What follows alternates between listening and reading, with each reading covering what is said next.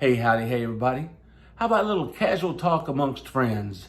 That's what we're going to do today. I'm going to teach you the fundamentals of the ukulele. And what I mean by that is I'm going to tell you all about the instrument. We're going to go from top to bottom. Not really going to give you a history. So it is a history class. But it's the things that you should know about an instrument that you're playing. It's basics, and it's the way that you should probably be playing the instrument. I'm going to take you right up to where you're making chords and tell you how you should be holding your hand when you make chords, proper positions, the way you should be sitting, things like that. But I'm also going to teach you about the instrument itself and tell you why certain things are done the way they're done, just so you have a good reference when you start playing your instrument. Now, granted, most people, by the time they get to see this video, they've probably seen 100 videos. They've seen everybody tell them how to do this and strumming patterns and all kinds of stuff. But what is it that, how do you know what you should be doing or the way you should be holding it? This is something that I've come up with over the years that actually starts with giving you what the instrument is in a sense of how it's made, and it gives you a foundation of how it's played. How about that? Came up with that all by myself. So let's talk about this for a second. So the instrument itself, a lot of people, when they first start playing, let's see if this sounds familiar to you. Somebody comes up and they say, you've got this instrument, I've got this ukulele, oh, I've been having so much fun. Why don't you get one too and we'll play together? And then so you buy an instrument, and then they come up and they go, okay, now take this ukulele, and what I want you to do is I want you to take your third finger and I want you to put it on the fretboard, and I want you to put it on that string right there, and I'll push down right there and go, oh, that's a C. Go for it. A lot of us learn that way. I personally, when I went to figure out what a ukulele was, I didn't even know how to spell it. I saw Jake Shimabukuro playing in what is the name of the park? Central Park, almost 12 years ago. And it was his video. He only had a few thousand views on it at the time. And I saw him play that, and I just went crazy. I said, man, I got to have that. And he called it an ukulele. And so I tried typing in everything in the world, trying to get something to come up. And I finally figured it out. And I ordered one that night. And I waited impatiently for it to get there, because back then things didn't show up overnight like they do now. But I got it and I taught myself. Now, I'm an old guitar player. And so when I look at a picture of how to make a chord, for me, I already knew what to do. And so I realized in all the years that I started doing this and teaching people how to play, that there were certain things that a lot of people really didn't have an understanding of. So let's start off with this first. Before we get into anything else, let's talk about the instrument itself. This is a tenor-sized ukulele. This is a mainland ukulele. And this is one of my favorite instruments that I have at the moment because it's very bright. It projects really well. But there's certain aspects of this instrument that are same on all sizes of instruments. You actually have 4 sizes of instruments. You have a soprano, you have a concert, you have a tenor, like this one, and they're getting bigger in size. Soprano is the smallest. You even have one smaller than that now, Supernissimo and all those different type of little sizes. But just basically, you have a soprano, you have a concert size, then you have this one, which is a tenor size, and then you have a baritone. Now, the first 3, the soprano, the concert, and the tenor, they all have the same tuning. So when you tune G, C, E, A, unless you live in Canada, and it's a different tuning. But you tune G, C, E, A, and then on a baritone, it's going to be different. And for the life of me, I can't remember what it is. I'm supposed to be teaching a class, and I cannot remember what it is. It's, I'll have to come back to that. Anyway, long story short, while you make fun of me, let's talk about the instrument. So all of the instruments, though, all the different sizes, even the baritone, they all have the same makeup. And what I mean is the parts of the instrument are all the same. So let's start at the top. This part of the instrument up here is actually called a headstock. And the headstock is where the strings attach to the tuners. And then the strings come down to the neck here. Now, you notice this right here? That's actually called a nut. And this part of the instrument is actually vital to the instrument, and it's vital to when you play. And I'll explain it to you as we go, but this right here is called a fretboard. And what they mean by it is it's one piece of wood that has individual frets, hence the term fretboard. These little metal things are the frets, and you're gonna play in between the frets to make your notes. As we go further down, you'll see the strings come across what's called a sound hole. This is called the body of the instrument. The top, or actually it's called the soundboard. The strings come down into what's called a bridge. And the bridge has this little piece right here, that right there. You notice it's white as well, it's bone. That's called a saddle. It's a saddle and a bridge and a soundboard. And then you have the body of the instrument, the sides, and then the back. Why do I tell you all this? Number one, you need to know the parts of your instrument if you're talking to someone. But number two, you need to know where the sound originates, because where the sound originates on these particular instruments, it's actually important. And the reason it's important is how you hold it. Sometimes it would actually sometimes deaden. It'll deaden the sound. So you got to pay attention to a lot of things about this instrument when you play it. It is an instrument. When I was a kid, I thought it was a toy. I didn't realize that it was an actual instrument that people wrote music for, and all the different varieties of things that you can do on this thing is just fantastic. But let's talk about where the sound comes from. And on this instrument, you've got the nut that's up here. The strings come down the fretboard. They come across the sound hole. They go into the bridge across the saddle. Now, where you're actually making the sound come from is between the saddle and the bridge on your strings. And the way the strings, hear that? So when you're playing, the vibrations of the string, they go across the bridge, across that saddle, and that saddle transfers the sound to the bridge, and that bridge is a bridge of sound between the saddle and the soundboard. So when you actually, when it makes a sound, the vibration of the string hits that saddle, that bone saddle, goes into the bridge, and then it goes into the soundboard, and the vibrations on that soundboard go into the box. This is a box, and it's like an amplifier. It takes that sound, amplifies it, and pushes it back out the sound hole. And you can actually put your hand on the back, and you can feel the vibrations of the string as you play. Now, the reason I tell you all this is because on these instruments, sometimes people sit there and they hold it like this, and while they're playing, and they'll deaden it. You've got to actually relax. You need to hold. If you have a soprano instrument, we'll get into this in just a second, but you want to loosely hold the instrument as much as you can, because you want the vibration. You want to hear the sound. But I guess we can get into this a little early. I am an advocate for a strap. The strap for an instrument. Now, a lot of people aren't. There's they call them purists. There's ukulele purists. Back in the age of ukulele, in the golden era in the 20s, people played sopranos, and they had the soprano, and they could, like I'm doing right now, I can hold it all day long like this, and I can play it. And it's actually secure. I have it locked into my arm, I have it against my chest, and I have it like this, and I can play it. I don't. I used to. I don't. But one of the reasons I'm an advocate for a strap is because the average player out there at this time, not a lot of them play soprano. They actually play a concert to a baritone size, in my experience. And there are a lot of people that play a soprano, and if you're playing a soprano and you don't need a strap, that's cool. But there's a lesson to be learned here, and that lesson is that with a strap brings freedom.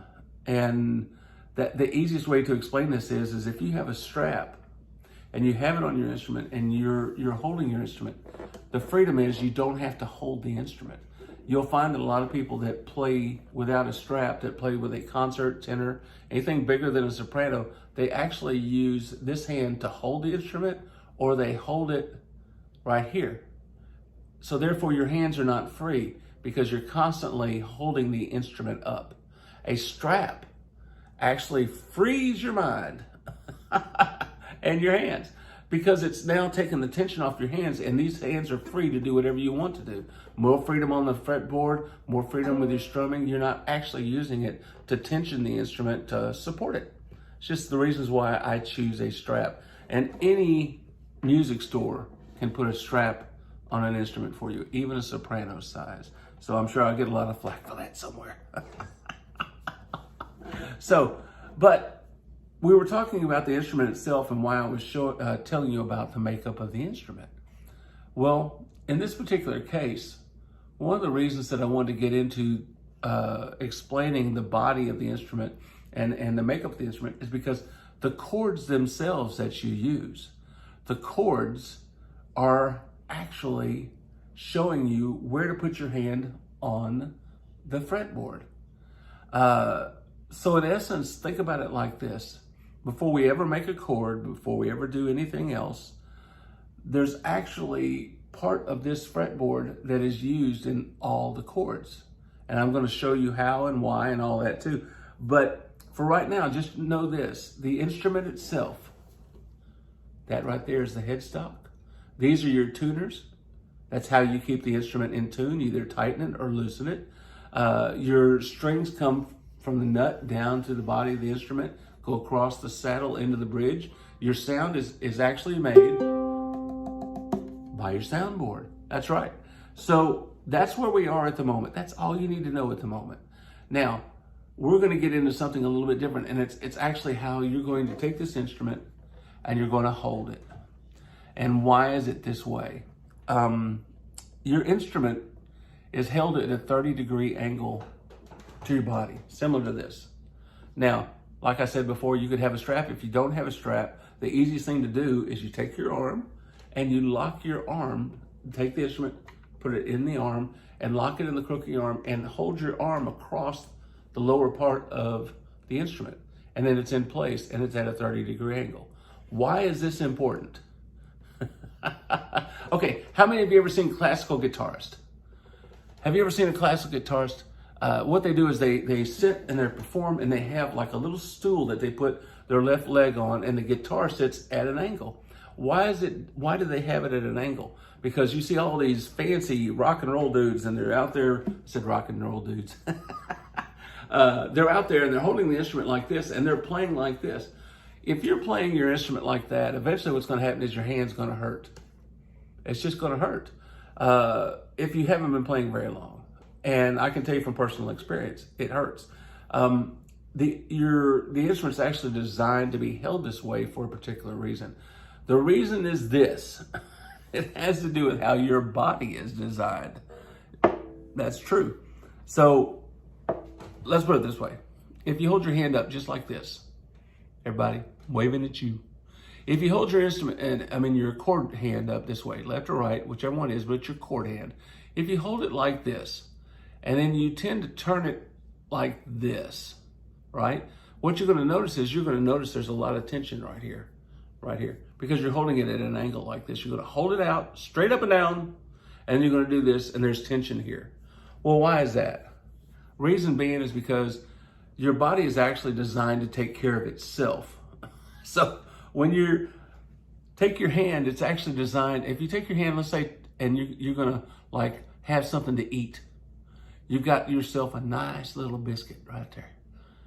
You got yourself a biscuit. Sorry, it's all I can think of, so I'm going to say biscuit. It's actually the example that I've used for years because I love biscuits. You can look at me and tell me that I love biscuits. But you got a biscuit in your hand. Now, are you going to take that biscuit and put it to your mouth? Yes, you are. So take your hand, relax your hand, and take it to your mouth. Is there any pain involved with that? No. What about if you put it right here? No, there's not. Your body is designed ergonomically to take care of itself. So when you have your hand like this, like you're going to eat that biscuit, you weren't designed to take that biscuit and do this with it, like playing a rock and roll type ukulele. No, it's actually designed to do this. So if you have that instrument at a 30-degree angle, the way it's supposed to be, or around that, like this, when you take your hand like you're going to feed yourself, what happens? It's relaxed. And it's in the right position to where it could actually go towards your mouth. That is the way it's supposed to be. And your hand won't hurt. And then what I'm fixing to show you in just a second, it's also going to take you to where your hand position, your thumb won't hurt either. Some people like me, I used to have pain right here, and it's because I hold my thumb like this, and I still do. It's habit forming. I've tried for years, and I constantly I do a self check because my thumb's up there, and I try not to do that because I've taught the right way to do it for so long. I try to do it the right way. So anyway, long story longer, the way this works is you have this instrument at a 30-degree angle. Everything's there. You're ready to do it. You're going to put your hand up here and make a chord. You're actually going to make a chord right now. So what do you do with this hand? Well, one of the ways that I've come up with in my mind that I've used for years to teach you the proper placement on an instrument to make a chord is to go back to your childhood and make a hand puppet. Now, what does this hand puppet do besides mock me all the time? This hand puppet serves a purpose, and it's the easiest thing in the world once you realize what I'm talking about. So you've got your hand puppet. There he is. What in the world does this have to do with a ukulele? A hand puppet. So open his mouth, turn your hand like you're going to eat a biscuit, but relax and notice that your instrument goes right in there. Now you're going to relax your fingers, and what you're going to do is you're just going to take the tips of the fingers and go to the top of the fretboard. Do you see that? And what are you doing? Well, you're going to, that is the proper placement of your hand on the instrument. Now, you want it down more towards the nut to start with, but if you notice, if you relax your fingers, notice how they're all just generally going each in a fret. That's the natural position of your hand. It naturally does that. In classical guitar, one of the things that they teach you is if you're making a chord and you turn your fingers and they're like crossing each other, that's a bad thing. So your hands naturally will be this way. So from when you're making a chord, when you start to make chords, you want your hand to always kind of be relaxed, and you want it to be where it's generally in this position. When I make a G chord, notice that now I've got this finger down, right? But notice it's still basically in that position, and it's relaxed. One important thing that you should know, if you're learning how to play the instrument, if you're learning how to play a ukulele, most people when they first start playing, they'll take and let's just say a C chord.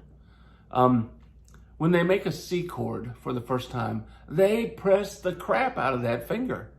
They go in there and they just press so hard, their fingers are blood red because they want that note to sound perfect.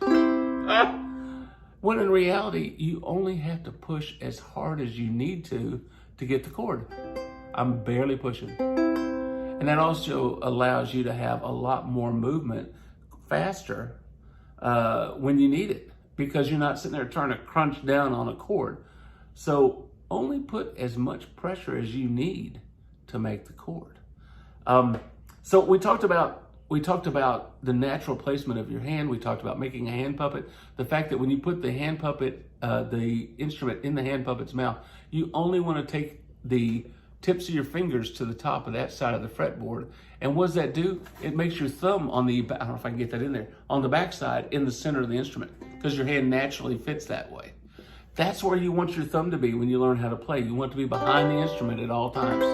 You don't want it to be up here talking to you over the top. Now, there's some people out there that actually play some awesome chords, putting their thumbs up there. If that works for you, you go for it. And some of those people out there, I just think the world of, and they're fantastic musicians. So I know that that's okay, but it all depends on what you want to do. We talked about chords. We talked about the makeup of the instrument. So let's do something real quick before we start talking about actually making a chord on this instrument. you think about the way that you hold the instrument, you think about the way your hand position is on the instrument, and you're going to be making a chord, but do you know about the actual structure of a chord? What does it represent on the instrument? And how is this going to help you? Knowing the actual structure of this chord pattern that's on a piece of paper will help you because it's in relationship, a direct relationship with the actual fretboard. So I have a magic board over here, and I'm going to program this board. I'm going to program this board so that it will magically show you what I'm talking about. So let's draw the instrument. You want to? I don't know if I could do this way or not. I'm going to draw the instrument. And so for right now, that is the top of the instrument. So that's the top of the instrument, right? And that's where I showed you, that's the headstock. And then down here, this is going to be what? This is going to be the nut of the instrument, right? That's the nut, like that. Then, now, headstock, nut, tuners. How is that important for a chord? You might ask. Let me show you. So we're going to draw the fretboard. So I'm going to come down through here. I'm going to draw the outside of the neck. And I'm going to draw 1 fret, 2, 3, 4. That don't look too bad either, does it? Okay, so what does this have to do with anything? Well, think about this for a second. Let's put some strings on here, shall we? I'm going to go with 1, and then that's this outside one. Here's 2, and then 3,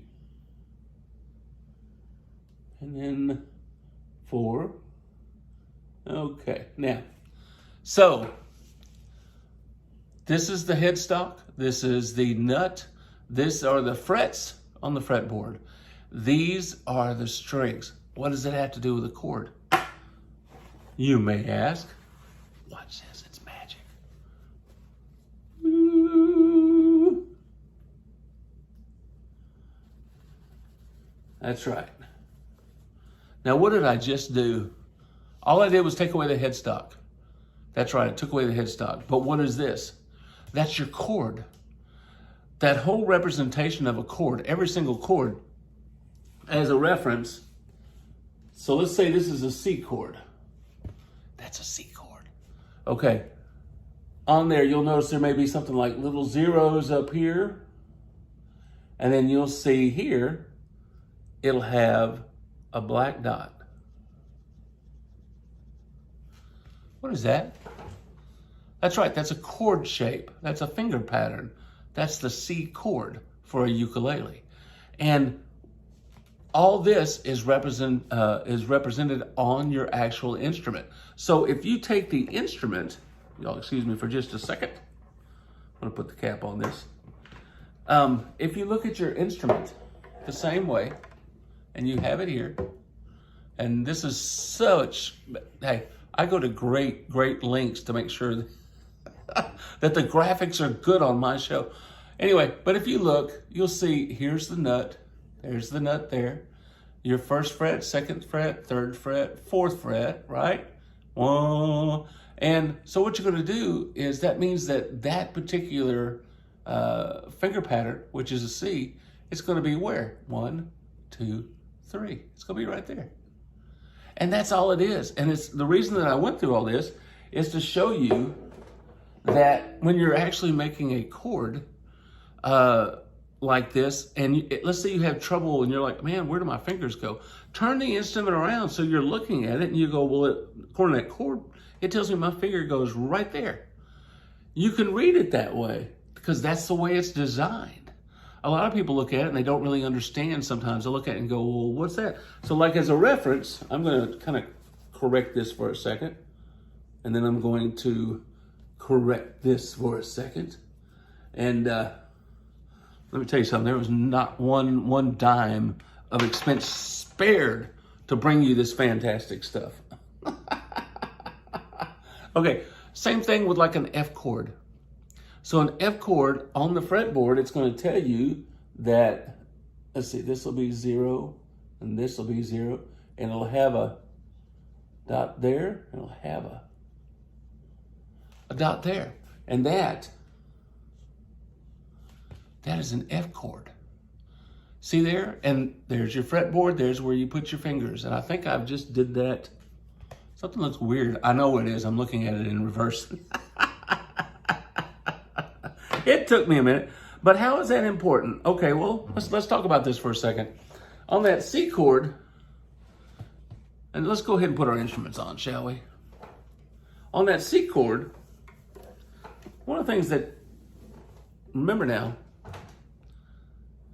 the instrument's going to be at a 30-degree angle, and your hand placement is going to be what? Just like this. And you're going to have that hand puppet. It's going to go up here, and your 4 fingers are going to be across the first 4 frets. Just wherever they lie comfortably. And remember this, no matter what I say, if it's uncomfortable for you, if it's not working the way that it should be working and it hurts or something like that, then do what you can do. Do the best you can do. Everything I'm doing now is just give you kind of a feeling for what you should be doing. It's up to you to make it so that it becomes a reality the way you play. So do the best you can. That's all I'm asking. So you're up here, you've got your hand puppets, you've got it so that the tips of your fingers are right up against the top of the fretboard, and you're going to make a C chord. Well, you would naturally, if you're looking at this and you know that on that C chord, it's on the 3rd fret, that your 3rd finger would naturally be the reason. So that friend all those times ago that said, hey, listen, man, you take your 3rd finger, you put it on the 1st string on the 1st fret. There you go, play a C. They're actually correct, okay? But the reasoning was, why are they correct? Because that's where your hand naturally falls, is on that 3rd fret like that. Now, remember this. It's a rhyme that I've come up with for years. The way that people count the strings on a ukulele, if you're somewhere and somebody's teaching you something, they'll say, go to the 1st string. They don't say G, C, E, A, go to the A string. They say, go to the 1st string. And stringed instruments are counted from the bottom up. They're from away from it. Now you'd think, hey, starts up here, man, but it doesn't. It actually starts from the bottom. So for me, I kind of come up with a rhyme, and it's from the floor, 1, 2, 3, 4, right? From the floor, 1, 2, 3, 4. So the strings are numbered from the floor, 1, 2, 3, 4. So whenever I'm telling you a string number, where to put your finger, just remember from the floor, 1, 2, 3, 4. So that 1st string, number 1, you're going to have your 3rd finger on the 3rd fret, and then you're going to take that 3rd finger and put it on the 1st string on the 3rd fret. That's your C chord. And C, nut, 1, 2, 3. Now, remember what I said about tension? You only want to put enough on there that it makes a nice even sound. If you don't push hard enough, you want to push just enough. And I'm seriously not pressing very hard. A ukulele is one of these instruments that it uses these, like me, I have these particular type of strings that they don't have a lot of tension to them. And part of what it is I don't want to promote one string over another, so I'm just going to say strings. But these particular strings, as compared to a guitar has metal strings. And you could say nylon. I'm having a hard time remembering anything at the moment. It's late for me here. But these particular strings, they don't have a lot of tension to them compared to other strings. So it's not going to take a lot of tension for you to put your fingers on there and to make a chord. Whereas a guitar, unless you have a very light gauge metal, it takes a little bit of tension, and your fingers actually hurt after you get through playing for a while. So kind of blessed in the sense that a ukulele doesn't have as much tension that way. So you can actually spend a little bit more time learning how to learn. So here we go. So that C chord, and you've made it clear, and you're learning how to play. Now, some people, when they strum, you're first learning how to play, they're strumming with their thumb. And I try to teach people to play with their index finger. And what you're going to do is you're going to take that index finger and you're going to play with your nail. You're going to strum down with your nail.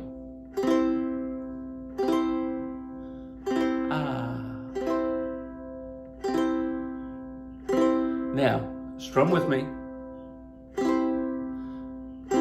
Now, remember I said that F chord we were talking about? That F chord, your fingers are going to be on the index finger is going to be on the second string from the floor, 1, 2, 3, 4, second string, first fret, and the second one is going to be on the fourth string, second fret. Second string, first fret.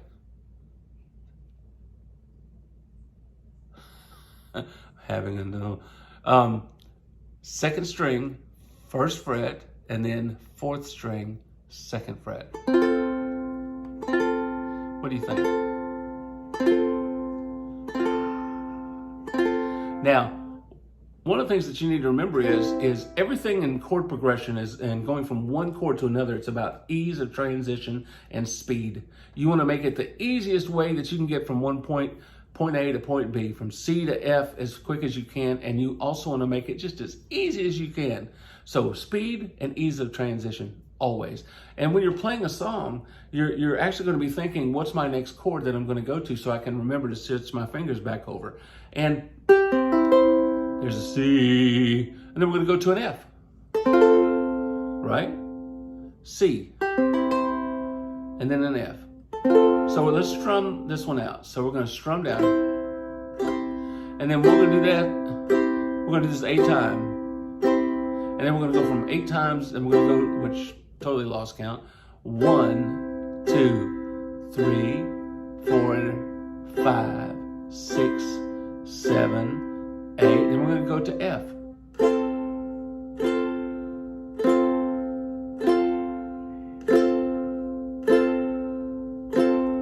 Then we're going to go back to C.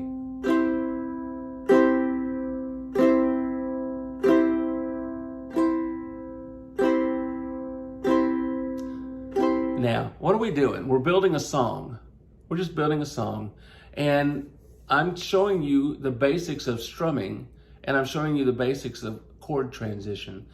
And eventually we're going to do a song, and I don't have the music out for it, so you just follow me with the song. But we're going to do what's called a G chord next, or a G, well, let's see, G7 maybe? Or G. I can't remember. We're going to do one of them. Let's do G. And actually, I'm just playing everybody. We're going to do G. So your G chord is a little bit more difficult than the rest of them. It's one of the reasons I save it for last. But your G chord, you remember me making that chord a while back, and I said, hey, look, my fingers are still in that natural position, even though one is underneath the other one. So what you're going to do is you're going to take your index finger, you're going to go on that third string of the second fret, you're going to take your second finger, you're going to put it on the first string. So your hand's just almost like a little sideways like that. That first string, and then you're going to take your third finger and you're going to make like a little triangle pattern, and you're going to put it on the third fret, the second string. That is a G. Now I know a lot of people that make it reverse. I've seen them do it, and however you think it's comfortable. This is actually the way that it should be made. Well, who am I to say? Make it the way you wanna.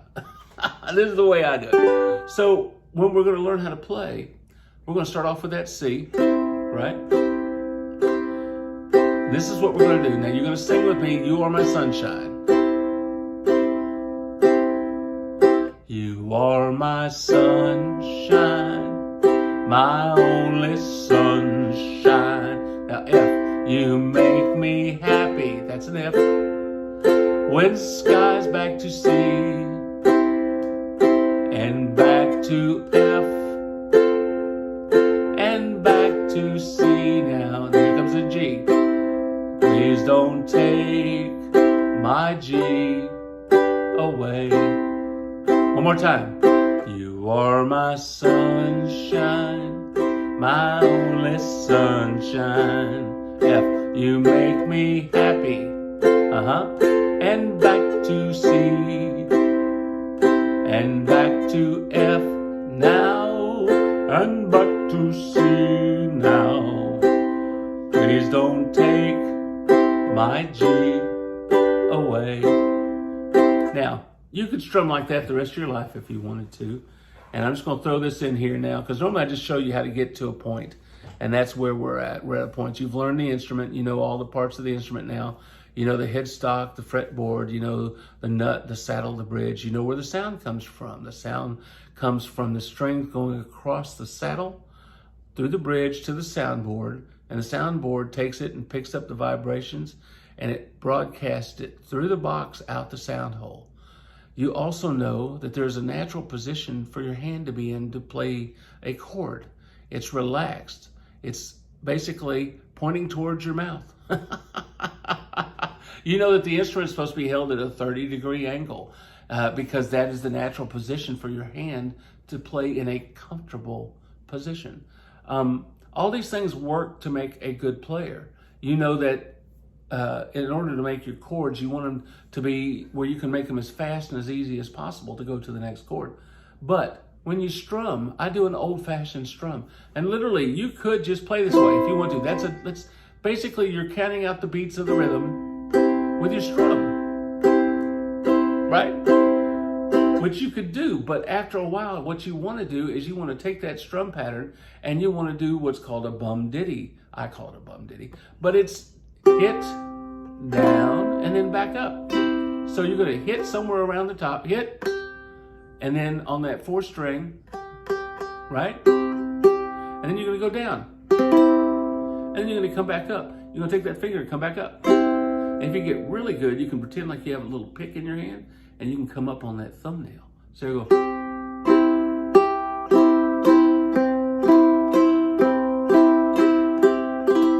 Or you can just use your index finger. Right? Hit, down, up, hit, down, up. Now, make the down strum just a little bit longer and a little shorter on the up strum. Downbeat, downbeat, downbeat, hit, down, up, hit. You are my sunshine, my only sunshine. You make me happy when skies are gray. You'll never know, dear, I love you. Please don't take my sunshine away. Now speed up a little bit. Hit, down, up, hit, down, up, hit. Ready? You are my sunshine, my only sunshine. You make me happy when skies are gray. Never know, dear, how much I love you. Please don't take my sunshine away. You are my sunshine, my only sunshine. You make me happy when skies are gray. You'll never know, dear, how much I love you. Please don't take my sunshine away. Well, I hope you learned something. Hope you learned something. Hope it was a lot of fun. I love this class, and I love teaching this class. And big thing about it is to give you the fundamentals of learning how to play. And the fundamentals of how to play will take you from now to forever. The ability, or will give you from now to forever the ability of how to hold the instrument correctly and how to play the instrument correctly. So I hope y'all are all doing okay out there. Hope y'all are having a good day. Hope everything's going your way. Hope you made it all the way to the end with me. Y'all have a great day. Thank y'all so much. God bless.